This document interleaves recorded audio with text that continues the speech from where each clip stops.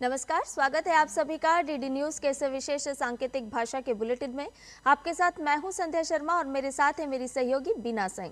आइए बुलेटिन की शुरुआत करते हैं हेडलाइंस के साथ।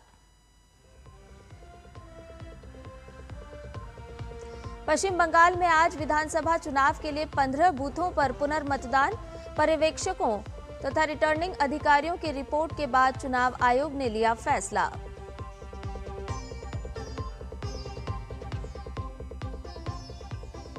तृणमूल कांग्रेस की याचिका पर सुप्रीम कोर्ट में विशेष सुनवाई आज। मतगणना के लिए केंद्र सरकार और केंद्रीय पीएसयू कर्मचारियों की ड्यूटी के चुनाव आयोग के फैसले को दी है चुनौती।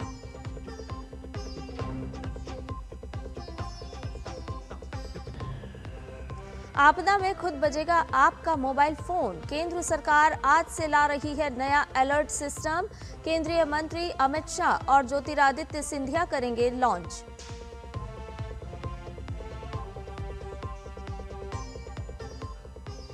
पश्चिम एशिया संघर्ष और अंतर्राष्ट्रीय बाजार में ईंधन की कीमतों में बढ़ोतरी के बावजूद देश में पेट्रोल, डीजल और रसोई गैस की कीमतें स्थिर।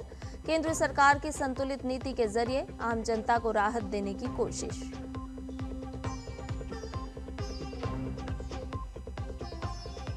अमेरिका के राष्ट्रपति डोनाल्ड ट्रंप का नाटो को बड़ा झटका। जर्मनी से 5000 अमेरिकी सैनिक वापस बुलाने का ऐलान।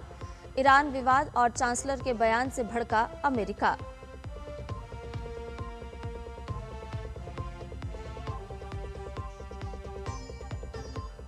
और Bharat Thomas cup badminton tournament के सेमीफाइनल में पहुंचा। क्वार्टर फाइनल में भारत ने चीनी ताइपे को 3-0 से हराया।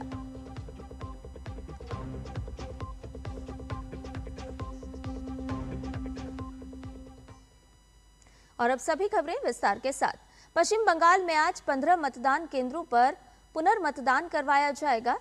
मगराहाट पश्चिम विधानसभा क्षेत्र के 11 और डायमंड हार्बर विधानसभा क्षेत्र के 4 मतदान केंद्रों पर पुनर्मतदान होगा। इन केंद्रों पर सुबह 7 बजे से शाम 6 बजे तक वोट डाले जाएंगे। निर्वाचन आयोग ने दूसरे चरण के मतदान के दौरान 2 विधानसभा सीट पर हुई गड़बड़ी की स्क्रूटनी के बाद 15 बूथ पर पुनर्मतदान का फैसला लिया है। इन केंद्रों में मगराहाट पश्चिम के बाहिरपुया, कुरकुरिया, एफपी स्कूल के कमरा संख्या 1, 2 और 3 सहित अन्य केंद्र शामिल हैं।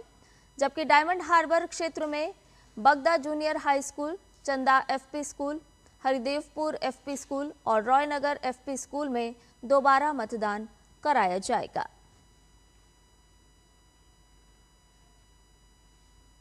पश्चिम बंगाल चुनाव को लेकर तृणमूल कांग्रेस की ओर से दायर याचिका पर सुप्रीम कोर्ट आज विशेष सुनवाई करेगा। टीएमसी ने मतगणना के लिए सिर्फ केंद्र सरकार और केंद्रीय पीएसयू कर्मचारियों को चुने जाने के चुनाव आयोग के फैसले को चुनौती दी है। टीएमसी की आपत्ति इस बात को लेकर है कि राज्य सरकार और राज्य पीएसयू के कर्मचारियों को इसमें शामिल नहीं किया गया है। इस सुनवाई के लिए सीजेआई सूर्यकांत ने 2 जजों के स्पेशल बेंच का गठन किया है। जस्टिस पीएस नरसिम्हा और जस्टिस जयमाल्या बागची की बेंच मामले की सुनवाई करेगी। आपको बता दें कि टीएमसी की आपत्ति इस बात को लेकर है कि राज्य सरकार और राज्य पीएसयू के कर्मचारियों को इसमें शामिल नहीं किया गया है। इससे पहले कलकत्ता हाईकोर्ट ने गुरुवार को टीएमसी की याचिका को खारिज कर दिया था। हाईकोर्ट का कहना था कि चुनाव आयोग का अधिकार है कि वो तय करे कि वोटों की गिनती के लिए सुपरवाइजर और असिस्टेंट किसे बनाए, फिर चाहे वो राज्य सरकार के कर्मचारी हों या केंद्र सरकार के। टीएमसी ने हाईकोर्ट के इसी आदेश को सुप्रीम कोर्ट में चुनौती दी है। पश्चिम एशिया संकट के कारण अंतर्राष्ट्रीय बाजार में ईंधन की कीमतों में लगातार बढ़ोतरी जारी है, लेकिन इसके बावजूद भारत में पेट्रोल, डीजल और रसोई गैस की कीमतें स्थिर बनी हुई है। हालांकि 1 मई से कमर्शियल एलपीजी सिलेंडर की कीमतों में बढ़ोतरी की गई है। साथ ही कुछ औद्योगिक क्षेत्रों में इस्तेमाल होने वाले ऊर्जा उत्पादों की कीमतों में भी संशोधन किया गया है और अंतर्राष्ट्रीय उड़ानों के लिए एविएशन टरबाइन फ्यूल यानी एटीएफ और बल्क डीजल की कीमतें भी बढ़ोतरी हुई है।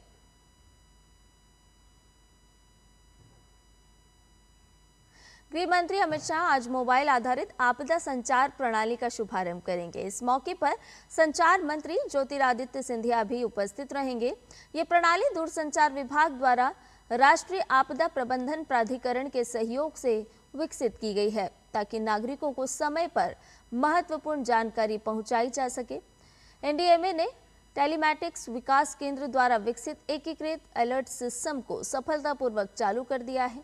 ये प्रणाली अंतर्राष्ट्रीय दूरसंचार संघ द्वारा अनुशंसित कॉमन अलर्टिंग प्रोटोकॉल पर आधारित है। इस प्रणाली का उपयोग आपदा प्रबंधन अधिकारियों द्वारा बड़े पैमाने पर किया गया है, जिससे प्राकृतिक आपदाओं, मौसम संबंधी चेतावनियों और चक्रवाती घटनाओं के दौरान 19 से अधिक भारतीय भाषाओं में अब तक 134 बिलियन से अधिक एसएमएस अलर्ट प्रसारित किए जा सके हैं। जबलपुर में बरगी जलाशय में हुए दुखद क्रूज हादसे में लापरवाही के मामले में दोषियों पर सख्त कार्रवाई की गई है। कार्रवाई की जानकारी देते हुए मध्य प्रदेश के मुख्यमंत्री डॉक्टर मोहन यादव ने एक्स पर बताया कि cruise pilot Mahesh Patel, cruise helper Chhotelal Gond एवं टिकट काउंटर प्रभारी ब्रजेंद्र की सेवाएं तत्काल प्रभाव से समाप्त की गई है। होटल मैकल रिसोर्ट और बोट क्लब बरगी के मैनेजर सुनील मरावी को कार्य में लापरवाही बरतने के कारण निलंबित किया गया है, जबकि रीजनल मैनेजर संजय मल्होत्रा को मुख्यालय अटैच कर विभागीय जांच की सिफारिश की गई है। इससे पहले राज्य के पर्यटन मंत्रालय ने क्रूज संचालन पर रोक लगा दी है। इस बीच मुख्यमंत्री डॉक्टर मोहन यादव ने घटनास्थल पर पहुंचकर स्थिति का जायजा लिया। सीएम मोहन यादव क्रूज हादसे में जान गंवाने वाले लोगों के निवास पर पहुंचे, जहां उन्होंने मृतकों के परिजनों से मुलाकात कर शोक संवेदनाएं व्यक्त की और उन्हें ढांढस बंधाया। अमेरिका के राष्ट्रपति डोनाल्ड ट्रंप के जर्मन चांसलर फ्रेडरिक मर्ज पर हमले जारी हैं। ईरान युद्ध को लेकर राष्ट्रपति डोनाल्ड ट्रंप और यूरोप के बीच दरार बढ़ने के बीच अमेरिका नाटो सहयोगी जर्मनी से 5,000 सैनिकों को वापस बुला रहा है। शुक्रवार को पेंटागन ने इसकी घोषणा की है। अमेरिकी सेना का कहना है कि वो जर्मनी से 5,000 सैनिकों को जल्द ही हटा लेगा। अमेरिका ने यह फैसला ऐसे समय में लिया है जब यूएस ईरान के बीच संघर्ष लगातार जारी है। जर्मन चांसलर फ्रेडरिक मर्ज के साथ तीखी बहस के बाद ट्रंप ने इस सप्ताह की शुरुआत में सेना में कटौती की धमकी दी थी। मर्ज ने कहा था कि 2 महीने से चल रहे युद्ध को समाप्त करने के लिए चल रही बातचीत में ईरानी अमेरिका को अपमानित कर रहे हैं। मर्ज ने अमेरिका की युद्ध को लेकर रणनीति की भी आलोचना की थी। वहीं ट्रंप ने भी मर्ज पर हमला करते हुए कहा था कि जर्मनी ऊर्जा और घुसपैठ की समस्याओं से जूझ रहा है।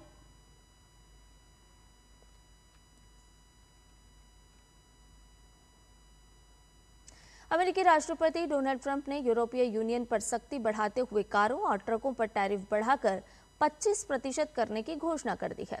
ट्रंप ने आरोप लगाया कि यूरोपीय संघ पिछले व्यापार समझौते का पूरा पालन नहीं कर रहा है। ट्रंप ने social media platform truth social पर पोस्ट करते हुए कहा, यूरोपीय यूनियन व्यापार समझौते का उल्लंघन कर रहा है, इसलिए अगले हफ्ते से यूरोपीय यूनियन से आने वाली कारों और ट्रकों पर 25% टैरिफ लगाया जाएगा।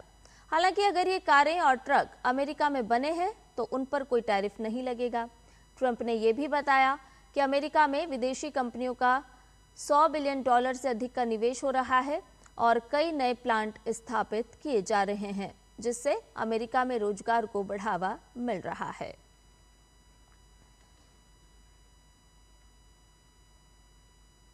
अमेरिकी राष्ट्रपति डोनाल्ड ट्रंप ने ईरान द्वारा शांति वार्ता के लिए दिए गए नए प्रस्ताव पर असंतोष व्यक्त किया है।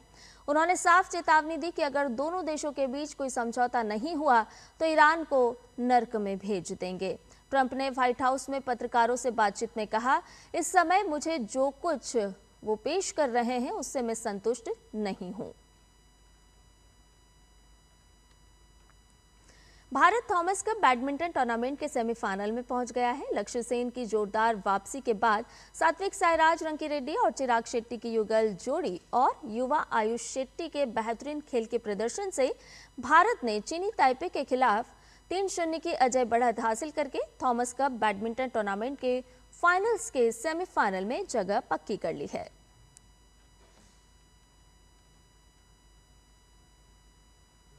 आईपीएल में संघर्ष कर रही चेन्नई सुपर किंग्स और मुंबई इंडियंस आज आमने सामने होंगी। दोनों टीमों के बीच ये मुकाबला शाम 7:30 बजे से खेला जाएगा। इस मैच में भी चेन्नई सुपर किंग्स के पूर्व कप्तान MS धोनी का खेलना मुश्किल लग रहा है।